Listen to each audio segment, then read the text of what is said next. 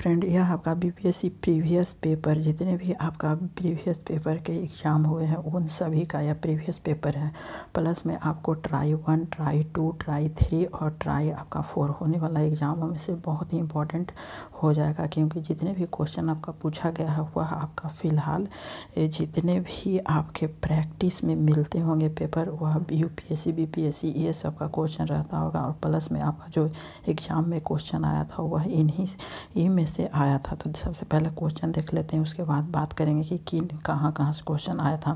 सबसे पहला है क्वेश्चन कि मानव शरीर में पाचन का अधिकांश भाग किस अंग में संपन्न होता है। ए ऑप्शन है पैंक्रियाज, बी ऑप्शन है बड़ी आंत, सी ऑप्शन है छोटी आंत, डी ऑप्शन है आमाशय।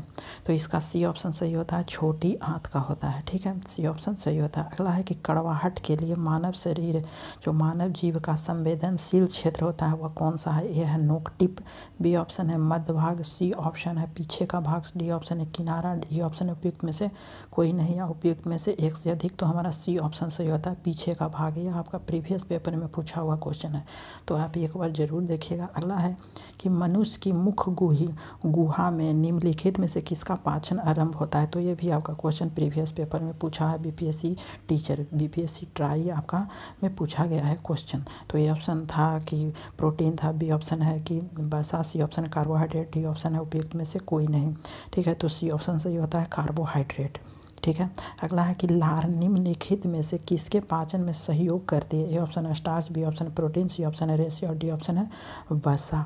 ठीक है, तो ए ऑप्शन सही होता है स्टार्च के रूप में, और यह भी आपका क्वेश्चन पूछा हुआ है। अगला क्वेश्चन है कि निम्नलिखित में से कौन सा लार की सहायता से पच जाता है। ए ऑप्शन है प्रोटीन, बी ऑप्शन है स्टार्च, सी ऑप्शन है रेशे और डी ऑप्शन है उपयुक्त में से कोई नहीं। ठीक है, तो इसका हमारा बी ऑप्शन सही होता है, स्टार्च होता है जो वह सहायता से पच जाता है। अगला है कि स्टार्च को जल अपघटन से ग्लूकोज बनाने वाला एंजाइम है। ए ऑप्शन है इनवेटेज, बी ऑप्शन है एमाइलेज, सी ऑप्शन है डिहाइड्रोजनेज, डी ऑप्शन है एनहाइड्रेजिन। ठीक है, तो इसका बी ऑप्शन सही होता है एमाइलेज होता है। अगला क्वेश्चन है कि हाइड्रोक्लोरिक एसिड किस अंग में स्रावित होता है। ए ऑप्शन है आंत, बी ऑप्शन है यकृत, सी ऑप्शन है अमाशय, डी ऑप्शन है अग्नाशय। तो इसका आंसर सी ऑप्शन सही होता है अमाशय होता है। अगला क्वेश्चन है कि एंजाइम एक है, एंजाइम क्या है, यह आपका प्रीवियस पेपर में आपका पूछा हुआ है, बीपीएससी ट्राई आपका पूछा हुआ है। ठीक है, 9, 10, 11, 12, 6 to 8, 1 to 5 किसी में यह एग्जाम में पूछा गया है। ठीक है, तो ए ऑप्शन है विटामिन, बी ऑप्शन है बैक्टीरियम, सी ऑप्शन है बायो उत्प्रेरक, डी ऑप्शन है वायरस। ठीक है, तो इसका जो आंसर है वह हमारा सी ऑप्शन सही है, बायो उत्प्रेरक होता है। अगला है कि एंजाइम मूलतः क्या है, एंजाइम है क्या। एक वसा है, बी ऑप्शन है शर्करा है, सी ऑप्शन है प्रोटीन है, डी ऑप्शन है विटामिन्स है। ठीक है, तो सी ऑप्शन सही होता है, एंजाइम मूलतः होता है वह प्रोटीन होता है, सी ऑप्शन यहाँ पे सही होता है। अगला क्वेश्चन है कि अधिकांश एंजाइम होते हैं, क्या होते हैं। एक प्रोटीन होते हैं, बी ऑप्शन है वसा होते हैं, सी ऑप्शन है अम्ल होते हैं, डी ऑप्शन क्षार होते हैं, ये ऑप्शन उपयुक्त में से कोई नहीं, उपयुक्त में से एक से अधिक। तो इसका ये ऑप्शन सही होता है, अधिकतर एंजाइम प्रोटीन होते हैं, ए ऑप्शन यहाँ पे सही होता है। अगला क्वेश्चन है कि एंजाइम है क्या। ए ऑप्शन है आपका वसा, बी ऑप्शन है आरएनए, सी ऑप्शन है प्रोटीन और डी ऑप्शन उपयुक्त में से कोई नहीं। तो यह भी आपका क्वेश्चन पूछा हुआ है, तो सी ऑप्शन है प्रोटीन होता है एंजाइम। अगला क्वेश्चन है कि निम्नलिखित में से कौन सा एंजाइम ग्लूकोज को इथेनॉल में परिवर्तन करने की प्रेरित करता है। ऑप्शन है जाइमेज, बी ऑप्शन है इन्वर्टेज, सी ऑप्शन है माल्टेज, डी ऑप्शन है डाइस्टेज।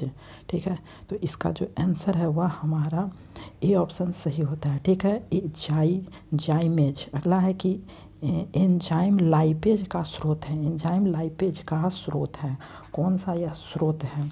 ए ऑप्शन है गुदा है, ए ऑप्शन आपका है गुर्दा है, बी ऑप्शन है अग्नाशय है। ठीक है, सी ऑप्शन है यकृत है, डी ऑप्शन है हृदय है और ई ऑप्शन उपयुक्त में से कोई नहीं, उपयुक्त में से एक से अधिक। तो हमारा बी ऑप्शन सही होता है, लाइपेज होता है वह अग्नाशय का स्रोत है। और यह भी आपका क्वेश्चन पूछा गया है प्रीवियस पेपर में, एक बार जरूर देखिए। अगला है कि मानव तंत्र में निम्नलिखित में कौन सा पाचक एंजाइम नहीं है। ए ऑप्शन है ट्रिप्सिन, बी ऑप्शन है गैस्ट्रिन, सी ऑप्शन है टाइलिन और डी ऑप्शन है पेप्सिन।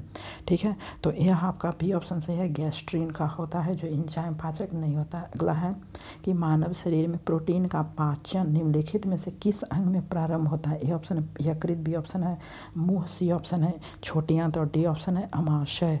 तो इसका हमारा डी ऑप्शन सही होता है, अमाशय होता है। वह प्रोटीन का पाचक जो अंग है प्रारंभ होता है वह अमाशय से होता है। अगला क्वेश्चन है कि निम्नलिखित में से कौन सा एंजाइम प्रोटीन को इम्यूनो अम्ल में विघटित करता है। यह आपका क्वेश्चन प्रीवियस पेपर ट्राई में आपका पूछा हुआ है। ए ऑप्शन है पेप्सिन, बी ऑप्शन है लैक्टेस, सी ऑप्शन है यूरियस, डी ऑप्शन है जाइमेस। तो ए ऑप्शन सही होता है पेप्सिन में यह अमीनो अम्ल में विघटित होता है। अगला क्वेश्चन है प्रोटीन के पाचन में सहायक एंजाइम होता है। ए ऑप्शन है यूरिएज, बी ऑप्शन है सल्फेटेज, सी ऑप्शन है ट्रिप्सिन, डी ऑप्शन है प्रोटीएस। ठीक है, तो इसका सी ऑप्शन सही है, ट्रिप्सिन होता है। अगला क्वेश्चन है कि कौन से परिवर्तन में एंजाइम ट्रिप्सिन उत्प्रेरक का कार्य करता है। ए ऑप्शन प्रोटीन को पेप्टोन में बदलता है, बी ऑप्शन प्रोटीन को पेप्टाइज में बदलता है, सी ऑप्शन है प्रोटीन को अमीनो अम्ल में बदलता है, डी ऑप्शन है स्टार्च को ग्लूकोज में बदलता है। तो सी ऑप्शन सही होता है, यहाँ पे प्रोटीन को अमीनो अम्ल में यह बदलता है। अगला क्वेश्चन है मानव शरीर में पुच्छ कौन सी संरचना से संकलन होती है। ए ऑप्शन है बृहदांत, बी ऑप्शन है क्षुद्रांत, सी ऑप्शन है पित्ताशय और डी ऑप्शन है अमाशय। ठीक है, तो ए ऑप्शन सही होता है, विद्रांत में होता है। अगला क्वेश्चन है कि मानव शरीर में क्षुद्रांत के तीन संरचनात्मक भागों को लंबाई का कौन सा सही क्रम आश्वान क्रमक है।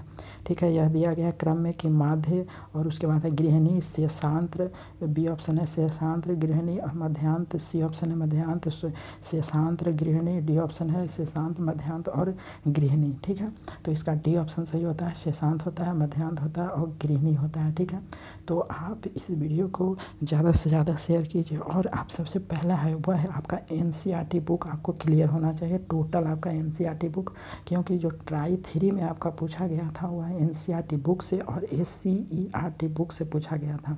आपको 6 से लेकर के आपका 10 तक, ठीक है, एनसीईआरटी 6 से लेकर के 10 तक और एनसीईआरटी 6 से लेकर 10 तक टोटल आप पढ़ जाइए, जिससे आपको एक भी क्वेश्चन आपका नहीं छूटेगा। और ट्राई 3 में आपका जो क्वेश्चन पूछा गया था वह एससीईआरटी का पूछा गया था और एनसीईआरटी दोनों का पूछा गया था ट्राई 3 में, जिसमें से आपका ट्राई 3 का एग्ज़ाम कैंसिल हो गया था। तो आप प्रीवियस पेपर देख सकते हैं, 6 to 8 का एनालिसिस हमने किया है और 1 to 5 में भी एनसीईआरटी और एससीईआरटी से ही पूछा गया था। 9, 10 आपका ऊपर लेवल का है, 11, 12 आप पढ़िए तो 9, 10 और 11, 12 का आपका क्लियर हो जाएगा साइंस का। Thank you for watching this video.